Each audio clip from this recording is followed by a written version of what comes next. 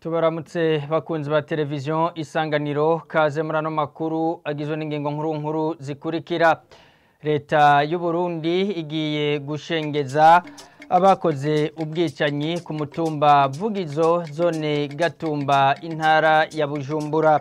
Bishikirizwa na Martin Niteretse umushikiranganje w'intwaro hagati mu gihugu hashinguranwe iteka kuri uyu wa kabiri abantu 200 bahitanywe n'ubwo bwicanyi.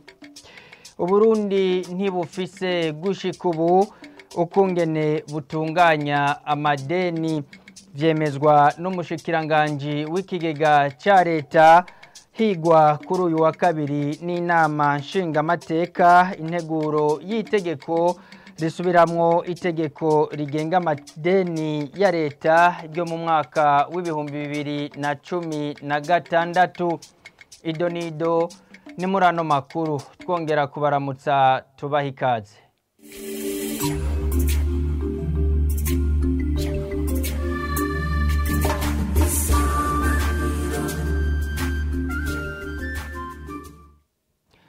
Tubaramutse tubaha ikaze kandi murano makuru. Uburundi ntibufise ukungene butunganya amadeni gushika uno munsi vyemezwa n'umushikiranganje w'ikigega ca leta agasigura ko hari abahinga bariko bagerageza gushiraho iyo ntunganyo. Higwa n'inama nshingamateka kuri uyu wa kabiri integuro y'itegeko risubiramwo itegeko rigenga amadeni ya leta ryo mu mwaka w'ibihumbi 2016. Umushikiranganje Audace Niyonzima ashikiriza ko gufata ideni atari bibi ariko ahubwo ikibi ngo nukungene iryo deni rikoreshwa. Abashingamateka bakaba bafise amakenga kuri ayo madeni. Ni nkuru ya Mireille Kanyange.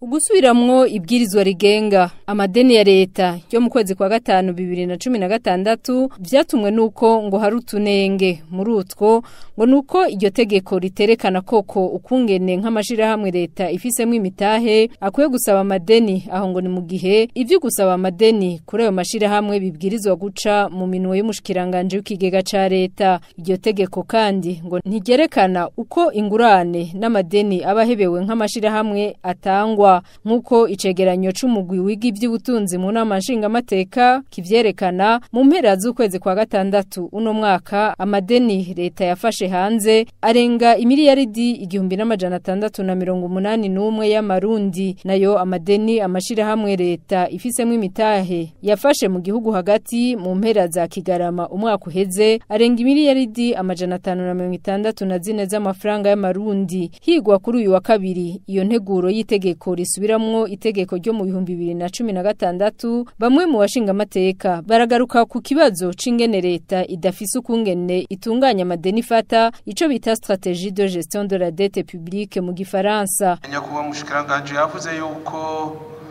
hazojaho aba expert bazofasha kugera gukora neza stratégie de gestion de la dette publique. Aba expert nabahehe bazova hehe n'abanyamahanga cyangwa n'abarundi. Ngaha Audace Niyonzima umushikiranganje w'ikigega ca leta avuga ko hari abahinga bariko baravyiga. Abahinga bo kwandika strategie abo bahinga n'abahinga b'abarundi ariko bafashanije n'abahinga bo international donc cyane abo dukorana nabo muri Banki Mondiale. Nayo ku bibazo vy'ukuriha izo ngurane leta ifata haba hanze no mu gihugu hagati, umushikiranganje w'ikigega ca leta avuga ko ku mwaka leta iriho inyungu n'amakomission ku mafaranga ikoresha. Hari amafaranga agenewe kwishura ku mwaka nayo akaba ari imice kubiri n'amaintere n'amakomission hakaba na principal.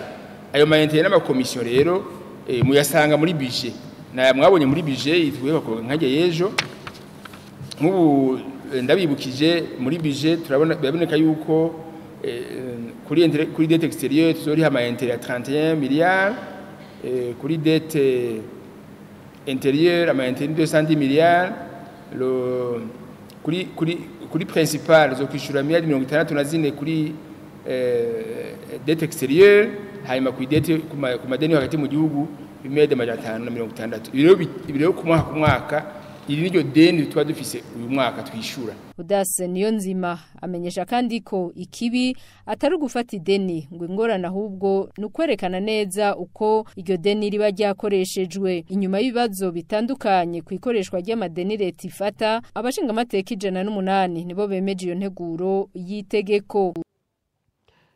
Mikhail Kanyange urakenuye nkumenyeshe ko inyuma y'iyo nteguro y'itegeko kwemezwa inama nshingamateka yaciye isohora itangazo ku bintu leta yokorera ko kugira ihashe abanyuruza itunga ry'igihugu mu gihe baba badashoboye gutunganya neza ivyo leta yabashinze. Iryo tangazo risomwa na Gelaze Daniel Ndabirabe arongoye inama nshingamateka. Umvise n'ibyifuzo by'abashingamateka kuri abo bantu badashaka kwemera akabi kandi bagakoze kandi byaciye muri leta bakabazeza amabanga hanyuma ibintu bakaza kubyifatamwo nabi. Mwumvise ko abo bantu nta guhakana bikirimwo kuko ivyo twabikeye hirya no hino kuko leta bari yakujeje amabanga oza guhakana icyo leta yakujeje nta guhakana. Ikindi cyaba kabiri nuko abantu baca bafatwa. Icya gatatu nuko abo bantu baca bategekwa gusubiza ibyo bivye. Icya kane nuko bahanwa.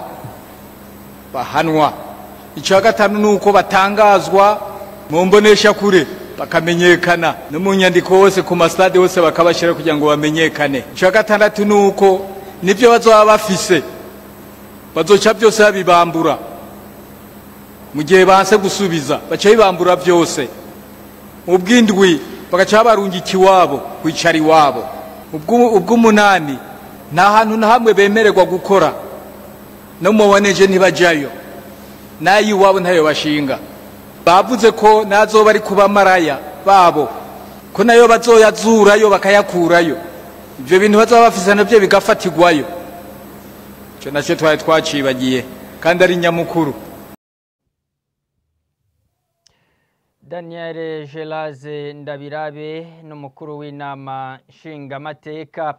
Leta y'u Burundi ngo igiye gushengeza abakoze ubwicanyi ku mutumba Vugizo zone Gatumba mu ntara ya Bujumbura.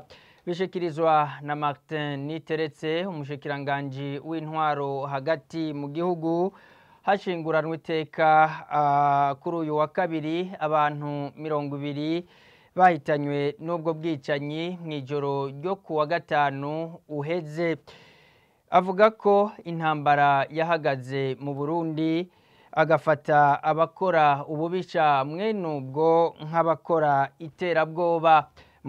Mu misa yo kubasezera ubwa nyuma Anatole Rubera Intwari nako Rubera Inyange mu ntunge icariho c'umwongere wa diocese nkuru ya Bujumbura yibutsa ko inyishu y'ibibazo bihari itazokwigera iboneka biciye mu gusesa amaraso.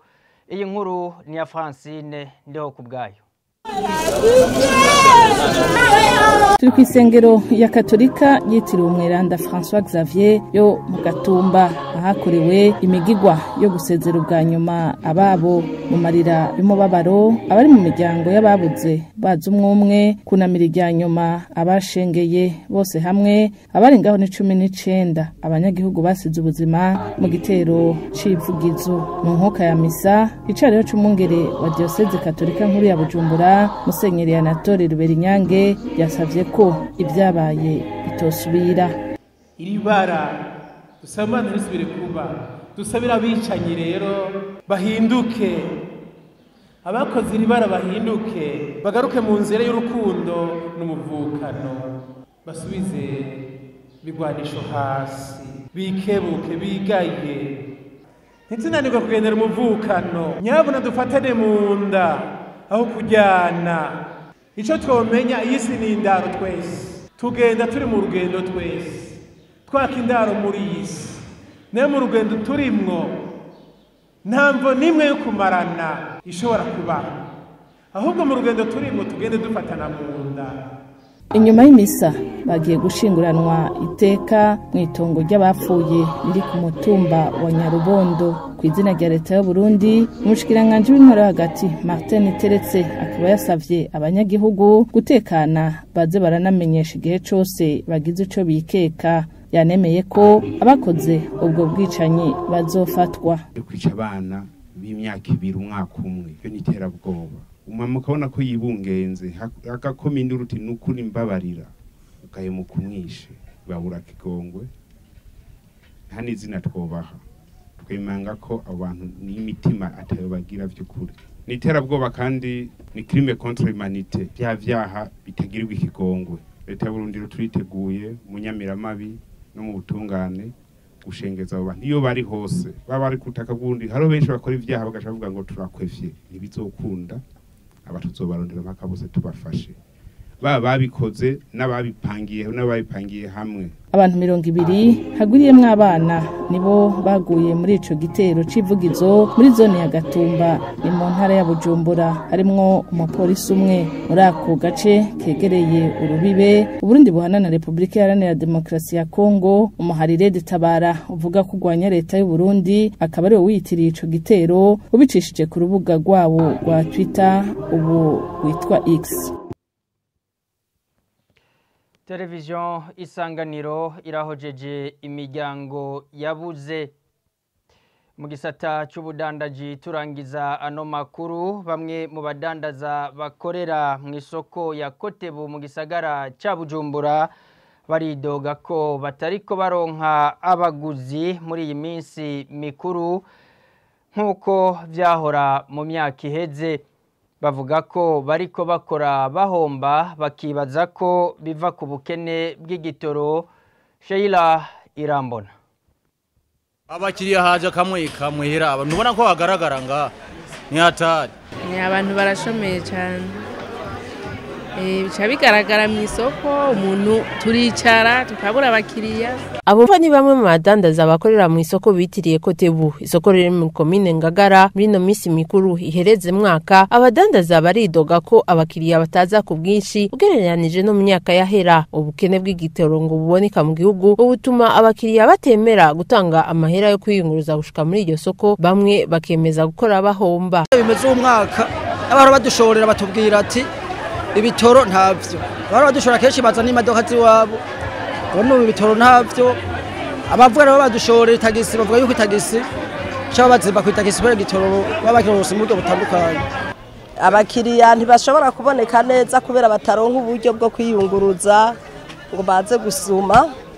N'ingaruka y'iki gitoro noneho byaciye birushiriza kurenga cyane. Ubushaza bwakorotse twari tumenyereye ku minsi mikuru buduga. Mugabo ko bwabuza abakiriya twashimye kubukorora turiko turahomba. Asaba leta gutora umuti w'ico kibazo. Twe dusaba ko leta yodutunganiza ikibazo c'igitoro kugira ngo abantu biyunguruze biboneke neza ko bashobora kuza gusuma canke bakaca bagenda neza n'ivyo basumye bakabitwara atangorana. Dusaba haje igitoro gikora ibintu byinshi gose. Igitoro gibonetse ibintu biragabanuka ibiciro. Haje igitoro nico nyamukuru kabisa. Iryo soko rya Kotebu rikaba riri muri amwe mu masoko azwi ko yagenderwa cyane mu gisagara ca Bujumbura. Abanyagihugu bo mu gisagara bakaba barihurumbira kubera bakura ibiribwa bibisi bifise akanovera bivuye hagati mu gihugu. Sheila Irambona urakenuye ku iyo nkuru yawe duciye dusozera amakuru twari twabateguriye. Mwakoze kuba mwayakurikiye. Tubipfurize kururanirwa n'ibiganiro vya televiziyo Isanganiro.